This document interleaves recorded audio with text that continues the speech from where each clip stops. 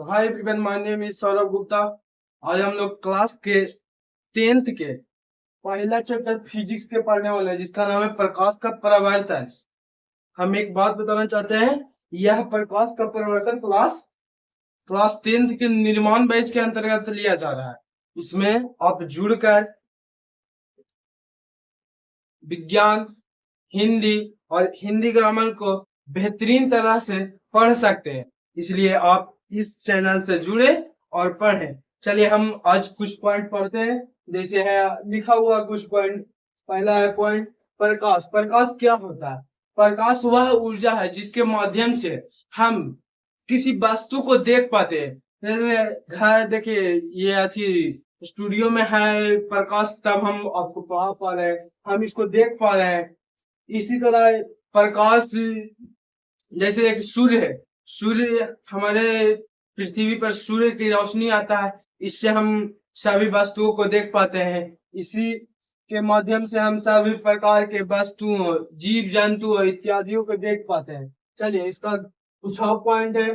प्रकाश एक प्रकाशीय ऊर्जा है। प्रकाश एक कैसा ऊर्जा है? प्रकाश एक प्रकाशीय ऊर्जा है। अगला, प्रकाश एक विद्युत चुम्बकीय तरंग है। प्रकाश है ना, जो विद्युत चुम्बकीय तरंग भी है।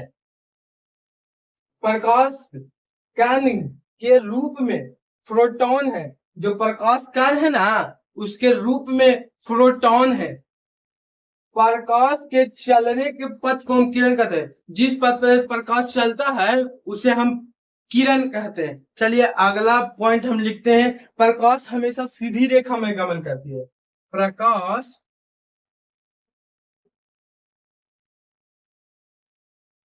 हमेशा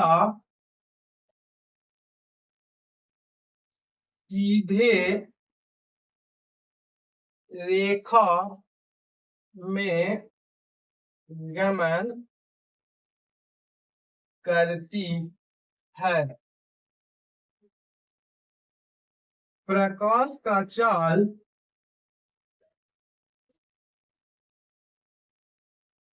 विभिन्न माध्यम में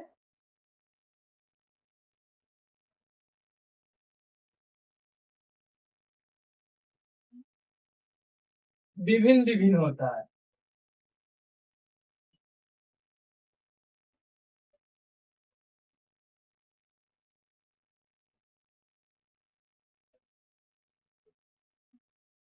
अब देखेंगे कि निर्वात में प्रकाश का चाल कुछ और हो जाता है, जबकि कांच में कुछ और हो जाता है, हवा में कुछ और हो जाता है। और अनेक प्रकार की, मतलब जिस माध्यम में जाएगा प्रकाश, उस माध्यम में प्रकाश का जो चाल होता है वो बदल जाता है। और प्रकाश जो है हमेशा सीधी रेखा में गमन करता है। अब जानते हैं कि निर्वात में प्रकाश का चाल कितना होता है।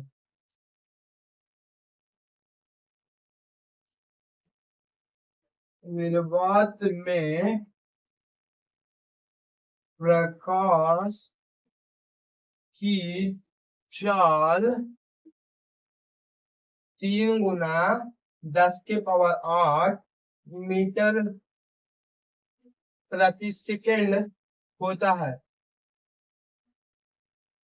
अब देखेंगे ना, निर्वात में प्रकाश की चाल सबसे अधिक होता है, 3 × 10⁸ मीटर प्रति सेकेंड। यानी इतना 3 × 10⁸ मीटर, मतलब 1 मिनट प्रति सेकेंड में 3 × 10⁸ गुना बढ़ जाता है आगे। अभी इसी को लिखते हैं हम। निर्वात में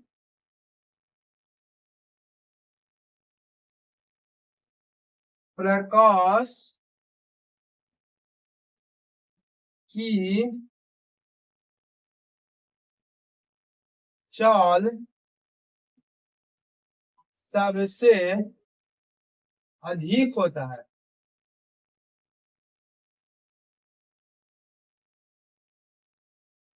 अब जैसे कि यहाँ पे बताया गया है कि विभिन्न माध्यमों में विभिन्न विभिन्न प्रकाश का चाल हो जाता है। इसी प्रकार निर्वात में सबसे अधिक प्रकाश का चाल होगा, उसके बाद वायु में होगा, उसके बाद हवा में होगा। हवा या वायु एक के होता है, फिर उसके बाद कांच हो जाएगा, पानी हो जाएगा। इस प्रकार आगे में बदलते जाता है चाल उसका। चलिए इसका हम कुछ अगला पॉइंट पढ़ते हैं। अब इसको उतार लीजिए, फिर इसको हम क्लीन करेंगे, उसके बाद अगला पॉइंट में बढ़े। इसको अब हम साफ करते हैं, अगला पॉइंट में बढ़ना भी है। चलिए अब हम अगला पॉइंट पे बढ़ते हैं। अगला पॉइंट का नाम है प्रकाश स्रोत। प्रकाश स्रोत ये क्या होता है, इसके बारे में हम जानेंगे। जिस वस्तु या चीज से प्रकाश प्राप्त हो उसे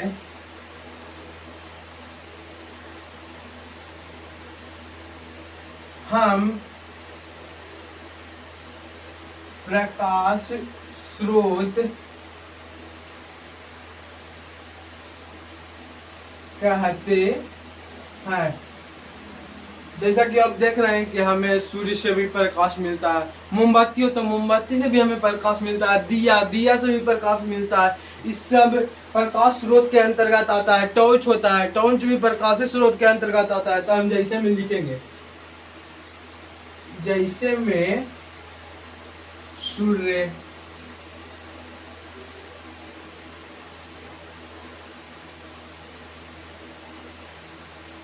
मोमबत्ती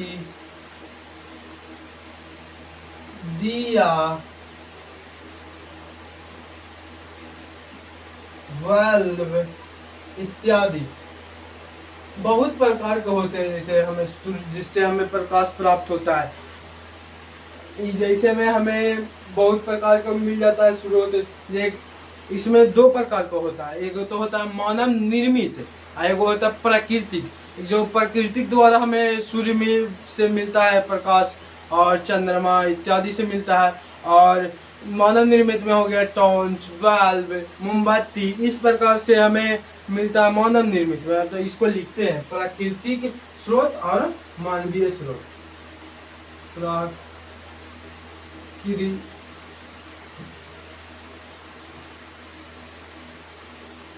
हम लिखेंगे प्राकृतिक स्रोत, प्राकृतिक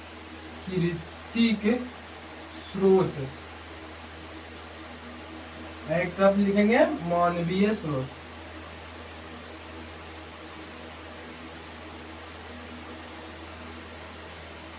हम इसको लिखेंगे प्राकृतिक द्वारा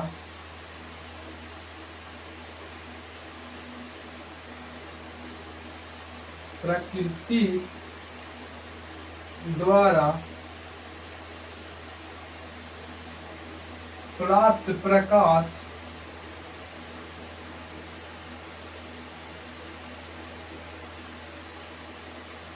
प्राकृतिक स्रोत कहलाता है।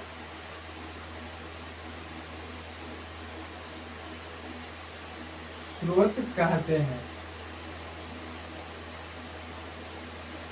एक दिन मानवीय स्रोत हो गया। मानवीय स्रोत जो मानव के द्वारा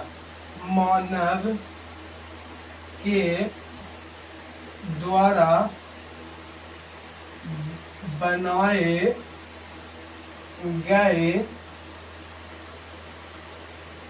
उपकरण से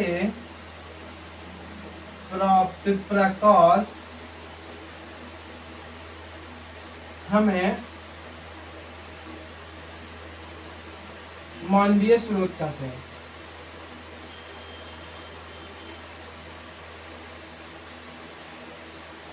स्रोत कहते हैं।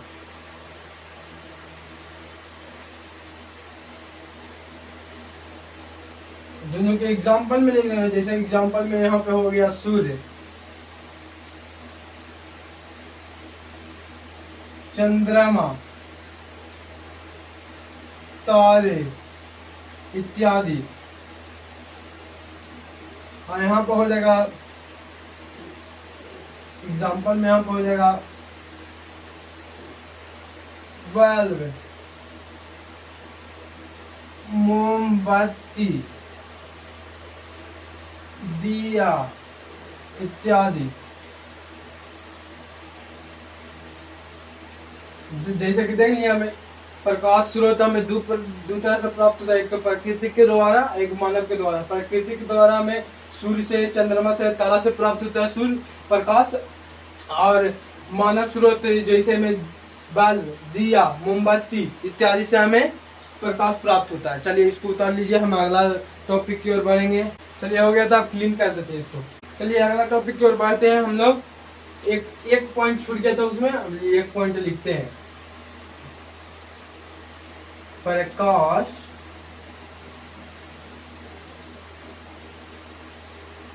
प्राप्त करने का सबसे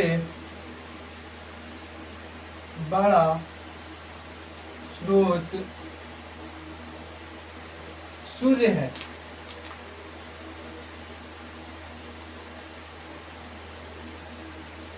जो हम प्रकाश प्राप्त करते हैं ना, सबसे बड़ा ही सूर्य है। सूर्य से सबसे ज्यादा हमें प्रकाश प्राप्त होता है। चलिए अगला क्वेश्चन की ओर बढ़ते हैं। प्रादीप्त और अप्रादीप्त, इसको हम पहले समझा लेते हैं। प्रादीप्त क्या होता है? जिसमें अपना प्रकाश हो उसे हम प्रादीप्त कहते हैं, जिसमें अपना प्रकाश नहीं होता है उसे अप्रादीप्त कहते हैं। इसको लिखते हैं टॉपिक,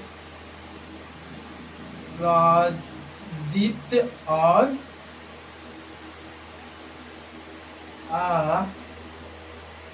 अप्रादीप्त के बारे में समझेंगे।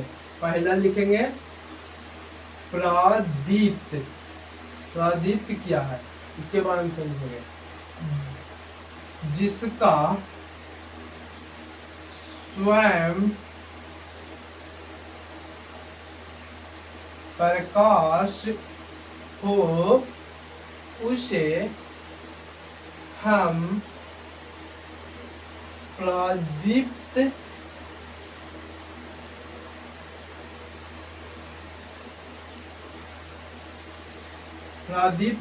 वस्तु कहते हैं। एग्जाम्पल में ले लीजिए, जैसे कि होता है, अभी तो बताएं, सूर्य, चंद्रमा। चंद्रमा नहीं होगा, चंद्रमा इस सूर्य के प्रकाश से चमकता है, इसमें हो जाएगा सूर्य इत्यादि।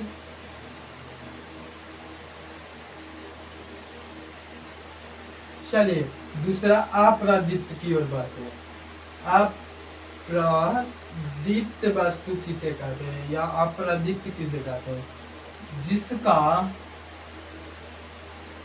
स्वयं प्रकाश नहीं हो उसे हम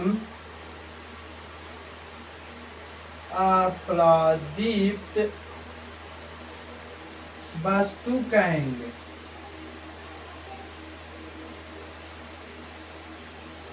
इसके एग्जाम्पल में हम ले लेते हैं चंद्रमा, जो सूर्य के रोशनी से चमकता है। चंद्रमा हो जाएगा तारा, तारा ना, तारा इत्यादि।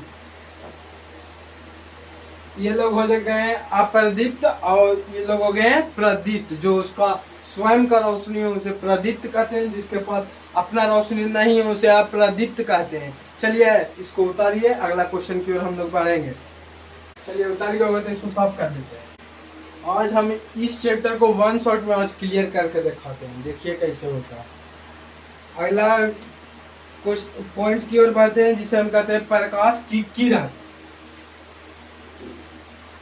प्रकाश की किरण, यह क्या होता है? प्रकाश की किरण हम लोग बताए थे, जो प्रकाश के चलने के पथ को ही हम प्रकाश की किरण कहते हैं, प्रकाश किरण कहते हैं। तो जो प्रकाश चलता है ना जिस पथ पे, उसे हम प्रकाश किरण कहते हैं। लिखते हैं प्रकाश के चलने को पथ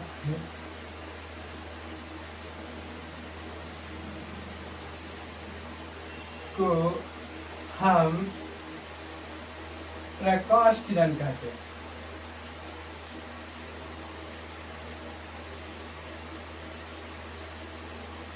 हैं। अब बताइए प्रकाश किरण कितने प्रकार के होते हैं। अब हम जानते हैं कि प्रकाश किरण मुख्यतः 3 प्रकार के होते हैं। इसको लिखते हैं प्रकाश किरण 3 प्रकार के होते हैं। प्रकाश किरण 3 प्रकार के होते हैं। प्रकाश किरण मुख्यतः 3 प्रकार के होते हैं। पहला होता है अपसारी, दूसरा होता है अभिसारी, तीसरा होता है समांतर। पहला लिखते हैं अपसारी, दूसरा लिखते हैं अभिसारी, और तीसरा होता है समांतर।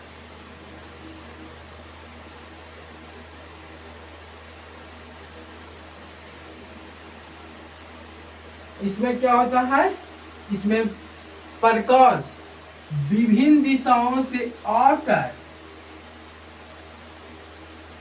एक बिंदु पर मिलती है, उसे हम अपसारी किरण कहते हैं।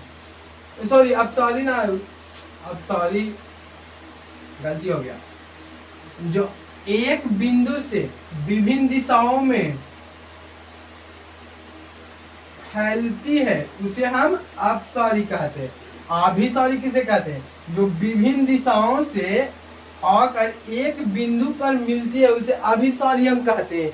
और समांतर किसे कहते हैं, जो एक दूसरे के समांतर एकदम निकाल जाए उसे हम समांतर प्रकाश किरण पुंज कहते हैं। यह मुख्यतः 3 प्रकार के होते हैं। इसको हम लिखेंगे, चलिए इसको हम समझा दिए। अगला पॉइंट में हम इन तीनों के लिखेंगे, इसलिए अभी उतार लीजिए, फिर उसके बाद हम इसको क्लीन करेंगे।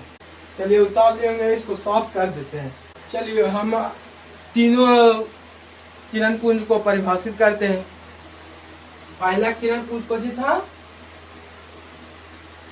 अपसारी किरण पुंज।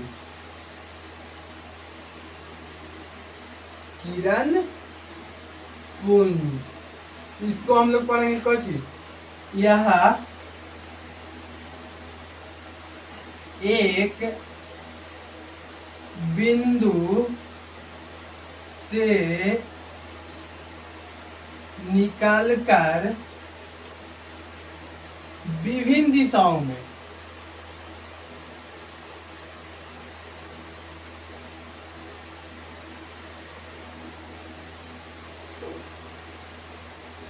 फैली चली जाती है।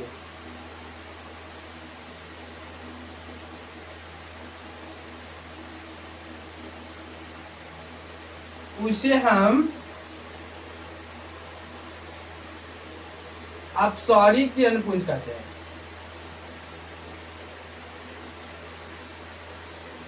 किरण पुंज कहते हैं।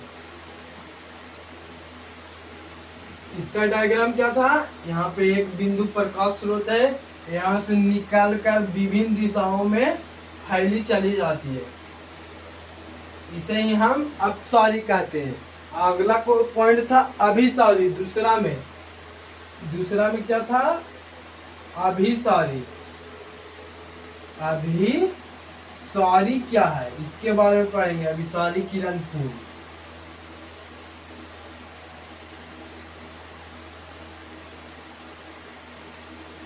अभिसारी किरण पुंज के बारे में हम लोग पढ़ेंगे। इसमें क्या होता है ना कि विभिन्न दिशाओं से किरण आकर एक बिंदु पर मिल जाती है। ये लिखते हैं, विभिन्न दिशाओं से प्रकाश किरण आकर एक बिंदु पर,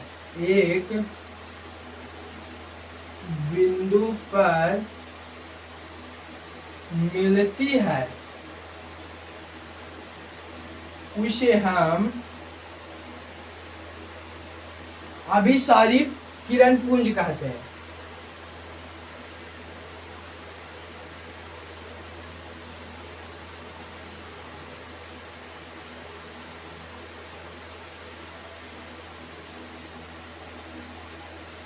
इसका डायग्राम क्या था?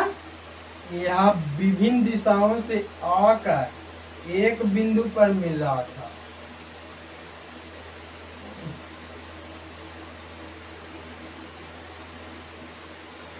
यहाँ पे आकर मिला, इसे ही अभिसारी कहते हैं। अभिसारी विभिन्न दिशाओं से आकर एक बिंदु पर मिलता है प्रकाश किरण, उसे अभिसारी कहते हैं। अब पढ़ते हैं समांतर किरण पुंज क्या होता है। इसमें किरणें है ना जो एक दूसरे के समांतर निकल जाती हो, कभी नहीं एक बिंदु पर नहीं आकर मिलेगी और नहीं एक बिंदु से कहीं फैलेगी, वो समांतर एकदम निकाल जाएगी। लिखते हैं अगला तीसरा में समांतर किरण पुंज।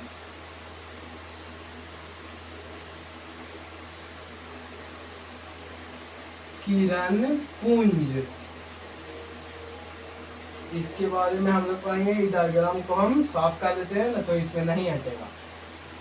समांतर किरण पुंज में क्या होता है, इसको यहाँ पे बना देते हैं, दिक्कत नहीं होगा।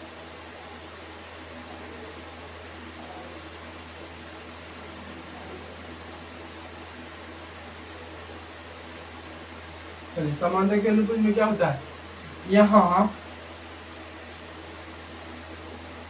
किरणें, यहाँ किरणों एक दूसरे के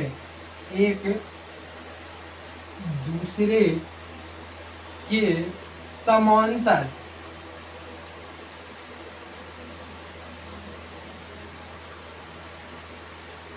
होती है, उसे हम समांतर किरण पुंज कहते हैं।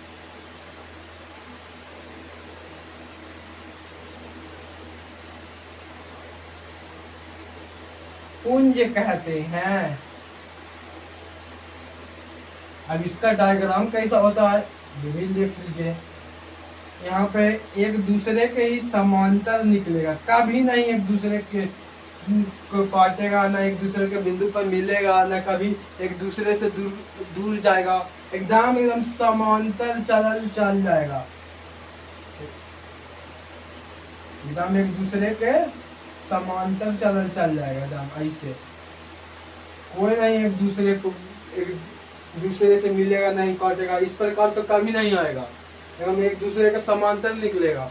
चलिए अगला पॉइंट की ओर बढ़ेंगे, तब इसको हम उतार लीजिए, परिभाषित किए जिसको, फिर क्लीन करेंगे। चलिए अब साफ करते हैं इसको। चलिए अगला पॉइंट है पारदर्शी, पारभासी और अपारदर्शी क्या होता है, इसके बारे में आज हम लोग समझेंगे। लिखते हैं पॉइंट में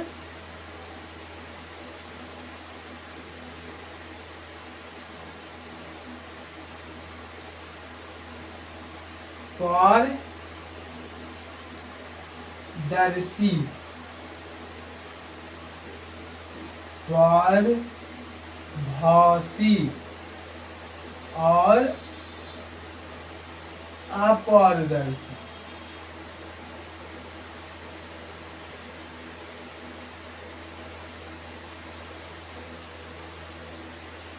इसको हम लिखेंगे और पॉइंट में समझेंगे, एकदम परिभाषित, सामने एकदम परिभाषित करके समझाएंगे। पहले इसी समझा देते हैं कि क्या होता है पारदर्शी। क्या होता है, जब कोई प्रकाश की किरण, मतलब सूर्य के प्रकाश होता है या कोई भी प्रकाश किरण एक कोई पदार्थ को आर पार कर जाए, उसे हम पारदर्शी कहते हैं। पारभासी क्या होता है ना, कि जब कोई प्रकाश की किरण जब किसी वस्तु पे पड़ता है, ऐसे वस्तु पर जिसमें से प्रकाश की किरण कुछ ही पार हो पाता है, पूरा नहीं पार होता, कुछ पार होता है, उसे ही हम पारभासी कहते हैं। अपारदर्शी ऐसा पदार्थ जो जिससे कभी नहीं प्रकाश पार होगा, उसे ही अपारदर्शी कहते हैं। चलिए हम लिखते हैं पारदर्शी किसे कहते हैं। पारदर्शी देके डैश देंगे, उसके बारे में हम लोग पढ़ेंगे। जिस वस्तु से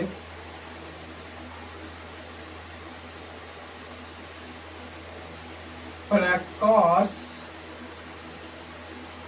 और पार हो जाए उसे पारदर्शी कहते हैं।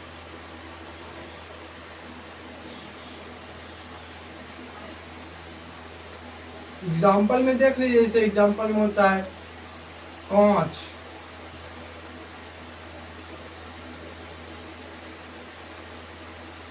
कांच देखने के लिए उससे प्रकाश आर पार हो जाता है, और बहुत सारा होता है इत्यादि लिख देते हैं। अब पहला ही था, अब दूसरा के बारे में पढ़ेंगे। दूसरा कौन था? पारभासी। दूसरा था पारभासी। इससे इसमें क्या होता है ना, जिस वस्तु से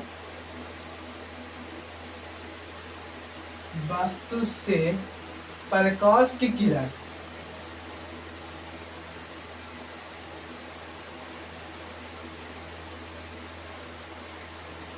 प्रकाश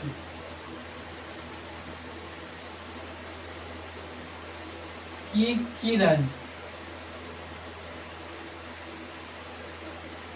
कुछ ही पार होता है,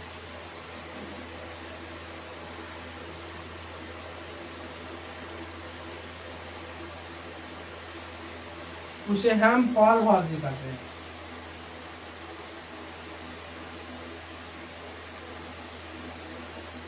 जानबे करते हैं पारभासी के अंतर्गत क्या होता है। जैसे एग्जांपल में ले लीजिए, तेल लगा कागज, तेल लगा कागज, इसमें तेल लगा कागज से कभी भी देखेंगे ना तो कुछ ही प्रकाश की किरण पार होगा।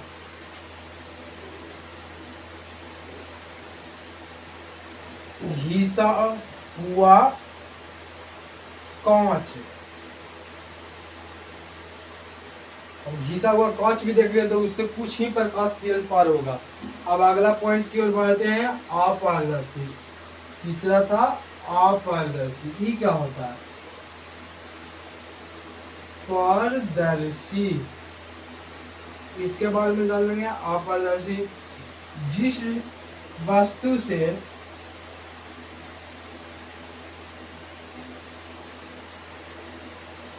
प्रकाश की किरण एकदम नहीं पार होगा,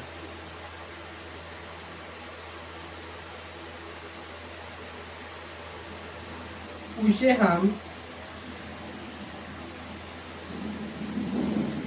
अपारदर्शी कहते हैं।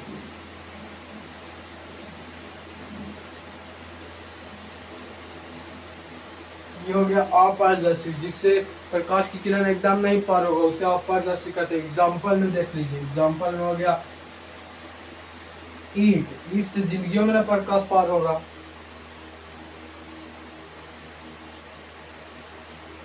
दीवार, दीवार से भी नहीं पार होगा। कुर्सी, कुर्सी से भी कभी नहीं पार होगा। बहुत सारा इत्यादि लिख देते हैं। बहुत सारा ऐसा एग्जाम्पल है जिससे प्रकाश की किरण एकदम नहीं पार होगा। चलिए इसको उतार लीजिए पॉइंट बाय पॉइंट। अब इसको आगे बढ़ेंगे, इसको फिर क्लीन करके अगला पॉइंट की ओर बढ़ेंगे हम लोग। चलिए इसको साफ कर देते हैं। चलिए अब बढ़ते हैं मेन टॉपिक की ओर, प्रकाश का परिवर्तन। ई क्या होता है प्रकाश का परिवर्तन? उखरी से हम लोग पढ़े थे प्रकाश, प्रकाश के बारे में हम लोग पढ़े थे। आप पढ़ेंगे प्रकाश के परिवर्तन के बारे में। चलिए पढ़ते हैं। जिस सतह से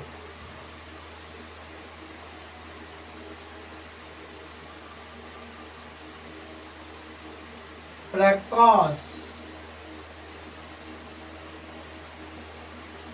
टकरा कर उसी दिशा में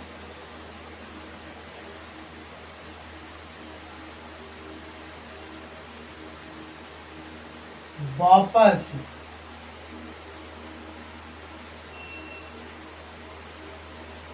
लौटने की प्रक्रिया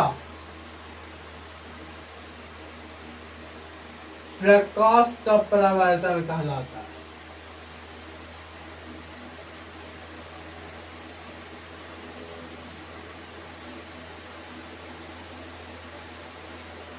प्रकाश का परावर्तन का हम जान गए, जिस सतह से प्रकाश टकराकर उसी दिशा में वापस आ जाता है या लौट आता है, इस प्रक्रिया को हम प्रकाश का परावर्तन कहते हैं।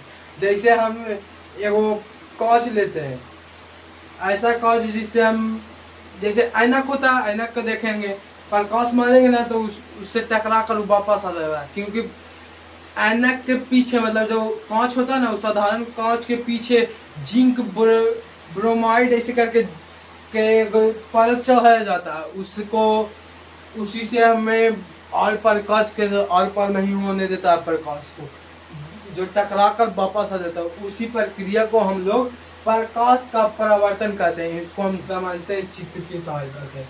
एगो इसे कॉय खींचेंगे तो हम सामने इसको नीचे वाला राजनीत कर देंगे, हम चिकना सतह ही है, मानिए चिकना सतह है, हो गया। बीच में वो बिंदु, इसको आपतन बिंदु कहते हैं,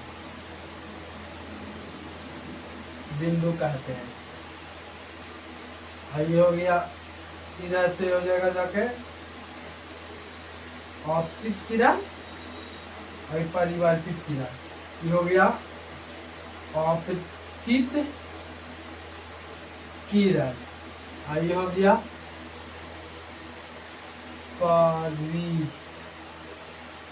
परिवर्तित किरण।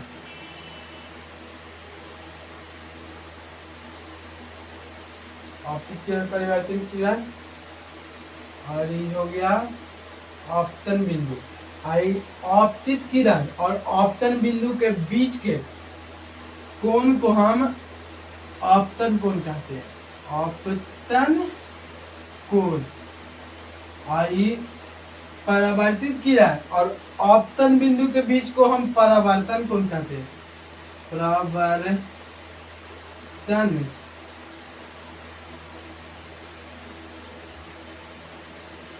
परावर्तन कोण।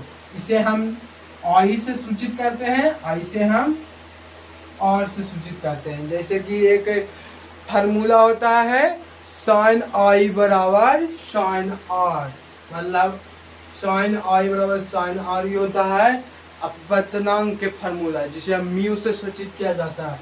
इसको हम लिखेंगे आई बराबर आर, ये हो जाता है आपतन कोण बराबर परावर्तन कोण। इसको उतार लीजिए, हम इसको अगला पॉइंट में समझाएंगे बढ़िया से कि इसको दो गो होता है, ये होता है ना परावर्तन के कितने नियम, परावर्तन के मुख्य दो नियम होते हैं, इसी चित्र से निकलता है। चलिए इसको उतार लीजिए, हम अगला समझाएंगे। चलिए इसको साफ करते हैं। चलिए इसको परावर्तन, प्रकाश के परावर्तन के दो गो नियम होता है। पहला नियम होता है कोई चीज आपतन कोण,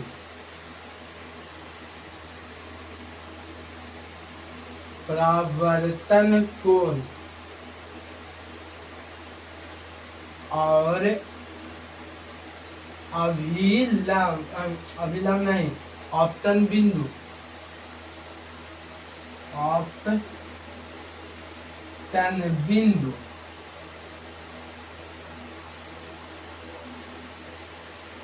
तीनों एक ही सतह पर होता है।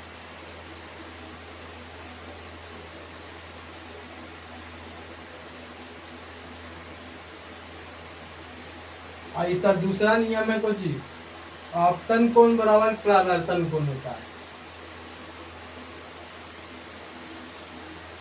आपतन कोण बराबर परावर्तन कोण, यहाँ पे सॉरी, यहाँ पे कोण की जगह लिख दीजिएगा किरण।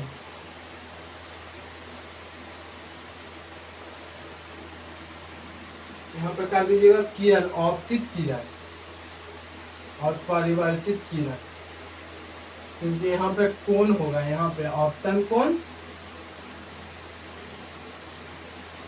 आपतन कोण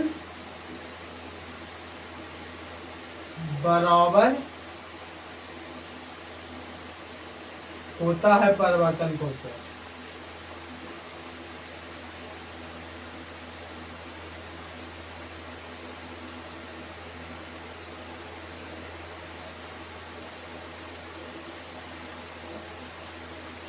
जैसे हम लिखवाए थे पिछला वीडियो में देख रहे थे, पिछला वाला में पिछला पीरियड में देखे होंगे कि लिखवाए थे आई बराबर आर, ये हो गया आई, आई हो गया आर, इसमें कौन लिखा था कौन आई बराबर कौन आर। देखिए अब इसको हम समझाते हैं क्या होता है। जैसे देखिए आपतित किरण, ये हो गया आपतित किरण, ये हो गया परिवर्तित किरण, अब बीच में आपतन बिंदु था, वहां पे देखने के लिए ऐसा था। ये तीनों देखिए, ये तीनों एक सतह पे है, इसीलिए यहाँ पे लिखा गया पहला नियम है आपतित किरण, परावर्तित किरण और आपतन बिंदु तीनों एक ही सतह पे होता है ना, एक सतह पे। और यहाँ पे दिखाते हैं ये आपतन कोण बराबर होता है परावर्तन कोण के। जब आपतन कोण ये है ना, ये परावर्तन कोण के बराबर होता है, इसी के कोण आई और ई कोण आर लिखाता है। आपतन कोण बराबर होता है परावर्तन कोण के। लिखिए समझा दिए, अब इसको उतारिए, हम अगला पॉइंट की ओर बढ़ेंगे। तो चलिए हम अगला पॉइंट की ओर बढ़ते हैं, जिसको हम कहते हैं समतल दर्पण किस प्रकार बनाया जाता है। हम लिखते हैं समतल दर्पण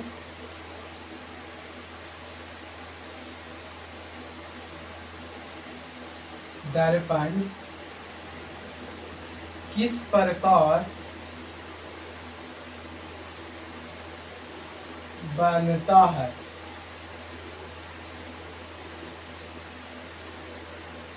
जो हम बोल रहे थे ना जिंक ब्रोमाइड, इसी से समतल दर्पण का निर्माण होता है। अब हम लिखते हैं कि क्या होता है। जब साधारण कांच के एक भाग को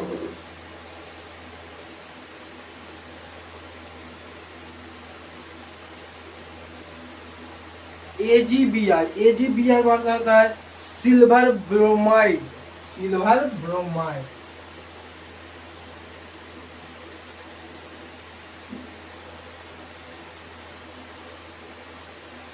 ये सिल्वर ब्रोमाइड से दर्पण का प्रयोग किया जाता है। पिछला सतह रंग दिया जाता है ना, जिससे प्रकाश पार नहीं हो पाता।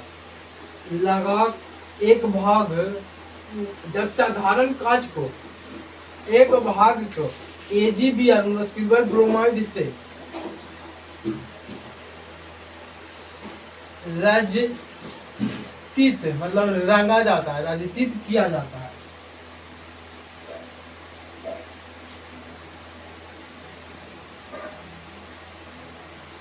तो वह समतल दर्पण बनता है।